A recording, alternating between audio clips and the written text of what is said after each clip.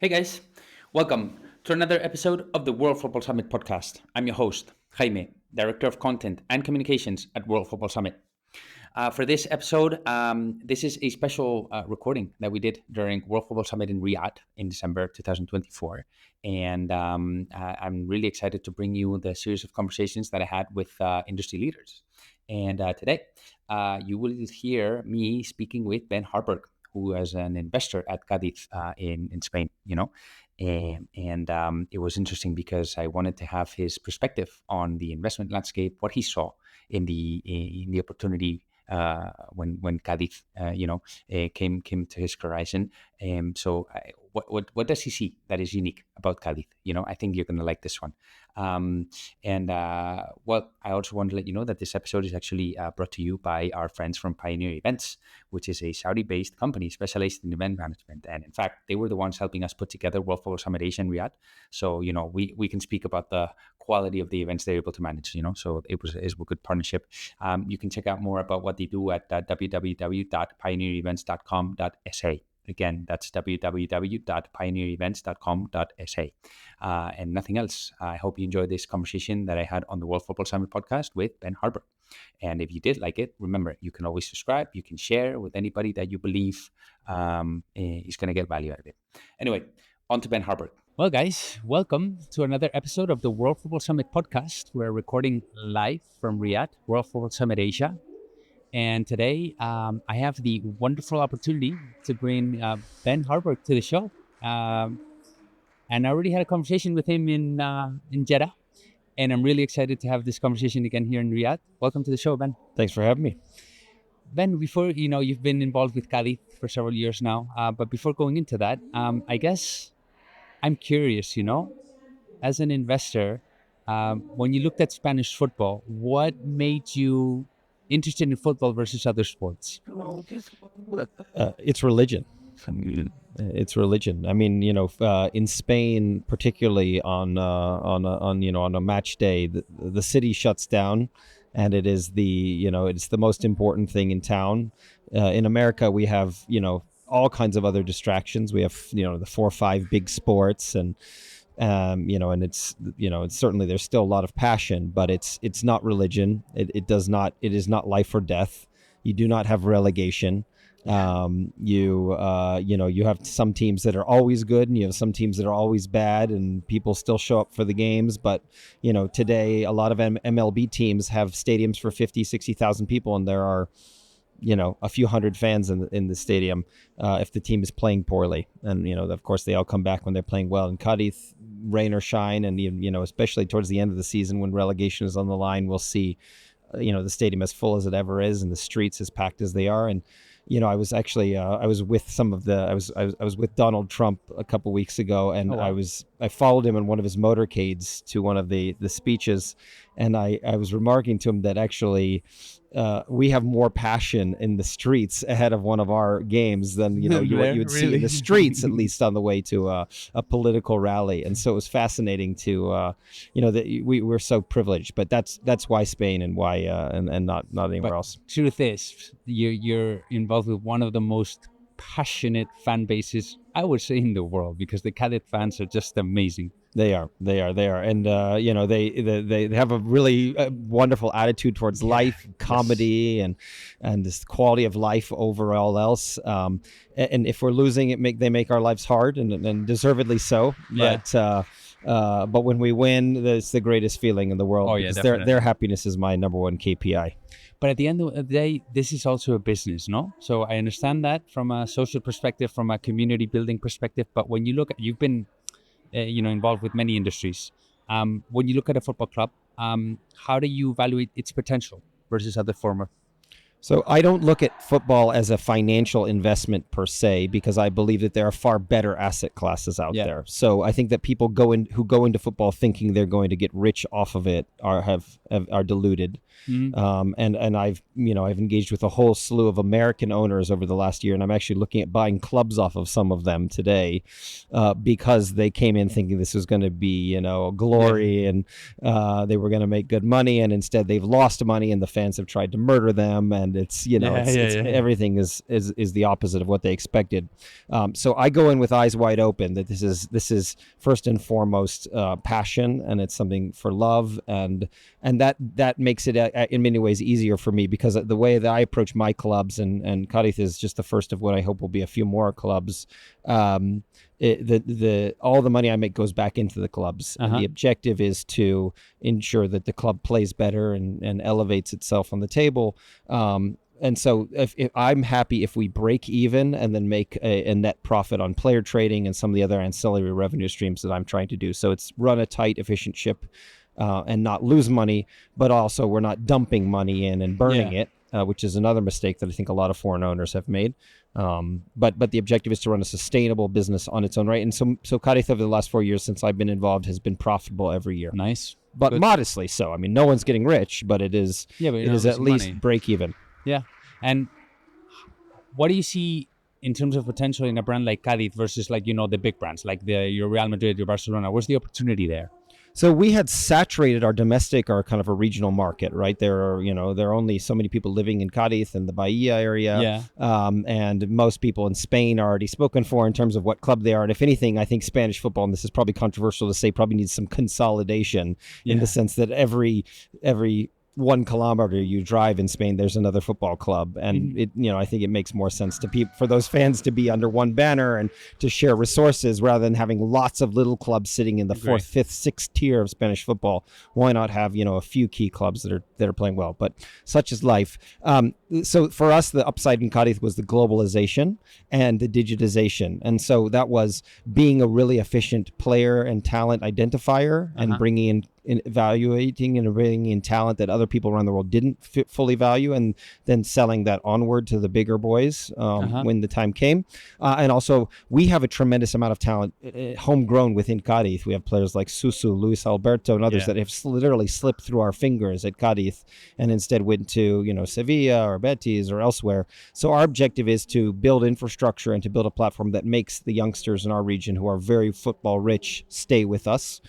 So I think that's on the talent front. And then on the globalization side, we work to, because we've saturated our local market, find new audiences for Cadiz across the world, here in Saudi Arabia, in China, in Nigeria, in Ghana, in Turkey. And that's been a hugely effective exercise for us. We've built one of the best, I can say hand on heart, global social media platforms. We have 45,000 followers in Nigeria alone on our Twitter account for there. We have 45,000 followers of our Arabic Twitter account, which is significantly larger than all but 4 clubs in La Liga, 4 or 5 clubs, in spite of not having any notable Arab players or players from the GCC. So that's been a really effective enterprise, and that's a long game that ultimately can yield opportunities for academies, partnerships with local clubs that we play friendly matches, we share players, downstream social media activations and social and sponsorships, and maybe club tours and other ways that we can monetize. You remind me of Peter Moore in a conversation that I had with him on the podcast, because he said that he was managing Liverpool as a club with local heart and global pulse. So you're going out there and doing that. But I guess one of the other topics that we discussed is that the LTV, the highest LTV he saw from fans was from the, let's say, international fan, no? So that brings me to my next question, Ben, which is, okay, you're building a huge community at the international level. How are you driving business out of that? So, your Liverpool comment is interesting, because I called those guys as one of the first folks, particularly Mike Gordon, who's also at Fenway Sports, but was, I think, really responsible for a lot of the current state of Liverpool, which is performing fantastically. And I think to that point, we try to globalize without. I think what I say in Spanish is something like globalización sin vender nuestra alma, or something like that, right? So without selling our soul, so the way, I think it's we're never going to be like the London clubs where the local fans have been pushed out in favor of tourists who are paying £400 a head to go to one game. I don't expect that many of the fans that we're building today will ever be able to physically visit us in Cadiz. I hope they can, because it's a phenomenal tourist city, as you know, but it's physically challenging. So what we try to do is build nodes in those countries that on their own can make money. So that would include a Cadiz branded academy in some of these markets. That could include local sponsorship opportunities where we, because we built a big enough following in that market, then when a Cadiz player is wearing a jersey with their name on some part of it, or promoting a product through our social media channels for that specific market in Arabic or in Mandarin or something like that, then we're able to monetize off the back of it. It's still slow going, and as I say, it's a long game, but it's the best we can do, because there's such a firm ceiling sitting above us in terms of growth domestically and ever being able to acquire more fans. And then there's also the entertainment piece, no? Because I think football is becoming more and more entertainment, if you will. Well, there's a debate whether football should be entertainment or entertaining, I guess. And you've been, you've had exposure to other industries, other sports. What do you believe from an entertainment perspective as a driver of revenue and business? What does football have to learn? So I think football has to change, and it has to change with the tastes of an evolving fan base who have much shorter attention spans, who care about other, kind of social topics than maybe their predecessors did, who want things to be in more snackable formats, more digestible formats, this kind of, TikTokization of content. And I spent a lot of time in China. And so the founders of TikTok and I have known each other since their birth. And China really, I think, was one of the global drivers in this kind of digital native, digital first, mobile first, both entertainment, commerce, financial services. So I've taken a lot of lessons from that and applied them to what I think should be the future of football. And I think that also that integrates with the new technologies. So as VR starts to enter the game, which it's always been kind of promised and always been 1 or 2 years away, and we never quite get there. And even I'm still unconvinced that maybe these new iterations out of Apple are really going to change the game. But you can envision a world where someone's kind of watching a game and getting statistics and making side bets with their friends, and there's some kind of because that they've got their attention going 4 ways at once, and that's how somehow solves some of this attention issue.